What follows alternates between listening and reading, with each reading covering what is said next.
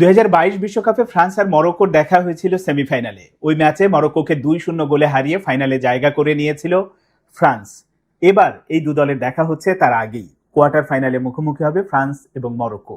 আগামী 9 তারিখের রাতে ফ্রান্সের বিপক্ষে এই ম্যাচটা তাই মরক্কোর জন্য প্রতিশোধের লড়াই। শেষ পর্যন্ত ওই ম্যাচে কি হবে সেটা পরের দিকে বলছি। শুরুতে বলি যে প্যারাগুয়েকে 1-0 গোলে হারিয়ে কোয়ার্টার ফাইনালে জায়গা করে নিল ফ্রান্স। এর আগে 3-0 গোলে, মানে দিনের আগের ম্যাচে 3-0 গোলে কানাডাকে হারিয়েছে মরক্কো। এই ম্যাচে যে 1-0 গোলে প্যারাগুয়েকে ফ্রান্স হারিয়েছে, ব্যবধানটা দেখলে মনে হবে যে আসলে ফ্রান্স কি ফ্রান্সের মতো খেলেছে, কারণ গ্রুপ পর্ব বা রাউন্ড অফ 32-তে আমরা যে ফ্রান্সকে দেখেছি, যে দাপুটে ফ্রান্সকে দেখেছি বা যে ব্যবধান হয়েছে সেটা এই ম্যাচে ছিল না। তার মানে কি আসলে ফ্রান্স তেমন ভালো খেলেনি? ব্যাপারটা কিন্তু মোটেও তা না। ফ্রান্স যে প্যাটার্নে খেলে, যে আক্রমণাত্মক ফুটবলটা খেলে, একই রকম খেলেছে, কিন্তু এই ম্যাচে ব্যবধানটা হয়তো বাড়েনি। শেষ মুহূর্তে এমবাপ্পের আরো একটি গোলের সুযোগ ছিল, কিন্তু গোলরক্ষকের অতি মানবীয় সেভের কারণে শেষ পর্যন্ত সেটা হয়নি। কিন্তু ওই যে পেনাল্টিটা পেয়েছিলেন 70 মিনিটে পেনাল্টি থেকে কিলিয়ান এমবাপ্পে গোল করলেন, এবং এই গোলের ভেতর দিয়ে এবারের বিশ্বকাপের সবচেয়ে বেশি গোল করার তালিকায় লিওনেল মেসিকে তিনি ছুঁয়ে ফেললেন। দুজনে এখন 7টা করে গোল করেছেন। আর বিশ্বকাপের ইতিহাসে সবচেয়ে বেশি গোল করার যে রেকর্ডটা এখন পর্যন্ত লিওনেল মেসি ধরে আছেন, কিন্তু সেটাও যে তিনি ছুঁয়ে ফেলবেন বা তাকে ছাড়িয়ে যাবেন এমবাপ্পে, সেটা বোঝাই যাচ্ছে। প্রতি ম্যাচেই তিনি গোল পাচ্ছেন এবং গোল করছেন।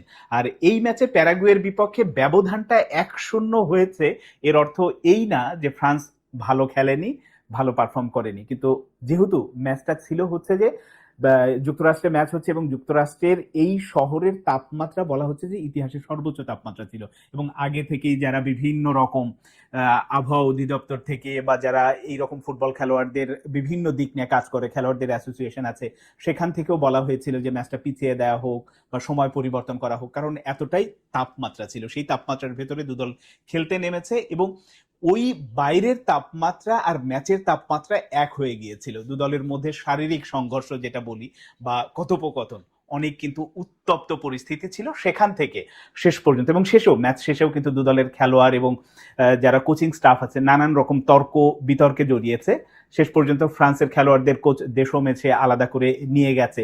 তো এই যে দু দলের মধ্যে এক ধরনের লড়াই ছিল, এবং প্যারাগুয়ে যেভাবে এই রাউন্ড অফ 16-এ এসেছে, সেখানে তাদেরও খাটো করে দেখার উপায় ছিল না। তারাও ভালো পারফর্ম করেই এখানে এসেছিল, কিন্তু শেষ পর্যন্ত ফ্রান্স যে প্যাটার্নে ফুটবল খেলে এবং সেটা খেলেই তারা কোয়ার্টার ফাইনালে জায়গা করে নিল। এখন ওই যে শুরুতে যেটা বলছিলাম যে মরক্কো এবং ফ্রান্সের এই ম্যাচটা যে সমানে সমান হবে তাতে কোনো সন্দেহ নেই, কারণ আগের ম্যাচে যেটা গ্রুপ মানে রাউন্ড অফ 16-এর প্রথম ম্যাচ কানাডা ভার্সেস মরক্কো হয়েছে, সেখানে 3-0 গোলে মরক্কো জিতেছে। মরক্কো কেমন খেলছে এটা আমরা গ্রুপ পর্ব থেকেই দেখে আসছি, সেই ব্রাজিলের ম্যাচ থেকে শুরু করে এখন পর্যন্ত যে ম্যাচগুলো হয়েছে। ফলে ওই ম্যাচে সমানে সমান লড়াই হবে। টক্করটা যে আসলে ফ্রান্সকে বলে কয়ে হারানো যাবে এটা করা যাবে না, আবার মরক্কো যে মানে ম্যাচ শুরুর আগেই হেরে যাবে ব্যাপারটা তাও না।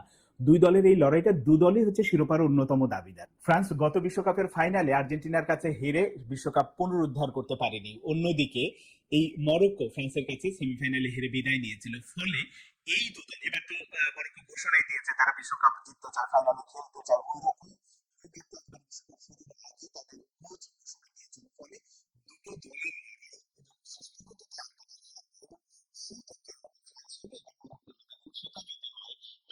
ফেভারিট দলের মধ্যে যে কোনো একটা দলকে কিন্তু বিদায় নিতে হবে, এবং ওখান থেকে সেরা 4 দল, সেরা 2 দল যখন আসলে চলে যাবে ফাইনালে, তাদের মধ্যে থেকেই বাঁচতে বাঁচতে কোন দুটো দল শেষ পর্যন্ত টিকে সেটা হয়তো সময় বলে দেবে। কিন্তু কোয়ার্টার ফাইনালেই যে এবারের বিশ্বকাপের অন্যতম ফেভারিট দুটো দল, শিরোপার অন্যতম দাবিদার 2 দলের মধ্যে এক দলের বিদায় হবে আগামী 9 জুলাই রাতে।